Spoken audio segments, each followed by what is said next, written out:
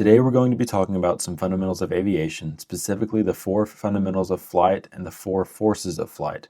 Before we get started, I just want to note that I'm going to be posting 1 to 2 videos weekly, and the videos I post are going to be in chronological order of how I learn things.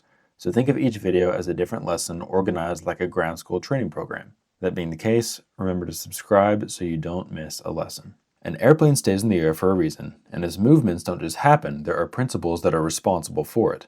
While these are simple to understand, there's much to expand on, but you don't learn everything there is to know about a subject in the first class. So today we'll discuss some basics that should at least lay the groundwork for everything else. Now, if you're like me, you get overwhelmed by information easily, and things that were prefaced as being simple and easy to understand quickly become a lot to take in.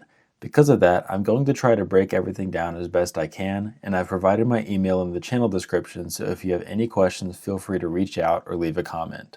Okay, so there's 2 basic categories that I want to go over in this video, and those are the 4 fundamentals of flight and the 4 forces of flight.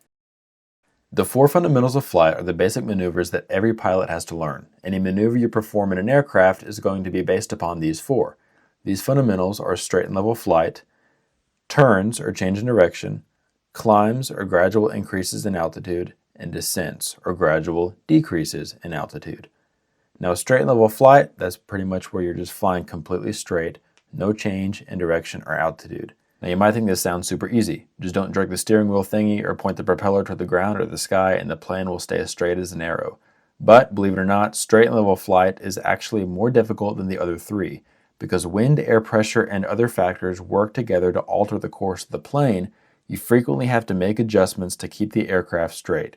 It's very doable in time, but will take practice. Every complex maneuver, whether it's takeoffs, landings, stalls, steep turns, approaches, etc., is built from combinations of these 4 basics. Getting the hang of them ensures safe, smooth, and predictable flying. Alright, now for the 4 forces of flight. They are lift, weight or gravity, thrust, and drag. These describe how an aircraft stays in the air and how it moves through it. These forces act on the airplane at all times during flight. Alright, lift. Lift is the upward force that opposes weight or gravity. As far as its source, the simple answer is that it comes from the wings, but later on in the material we'll discuss that more in depth. It involves some age-old principles and physics that I won't trouble you with right now, but for now just know that the airplane's wings plus airflow create this force. Lift keeps the aircraft airborne. Weight or gravity is the downward force pulling the aircraft toward the earth and acts as an opposition to lift. It is dependent on the mass of the airplane, including fuel, cargo, and the number and size of passengers.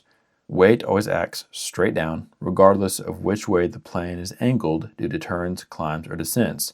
The aircraft must create enough lift to counter weight in order to climb or maintain altitude. Alright, thrust. Thrust is the forward force produced by the engine, or engines, plural. Propeller engines pull or push air backward for forward motion, while jet engines accelerate air out the back. But starting out as a student pilot, you will most likely not be flying a jet. You'll most likely be flying planes with propellers on them. So the main idea with thrust is more thrust equals more forward acceleration, which means more airflow over the wings, which means more lift. The more thrust you have, the more lift you'll have. This is why when you decrease power, the plane moves slower, and it's much more difficult to maintain altitude. Alright, finally, drag.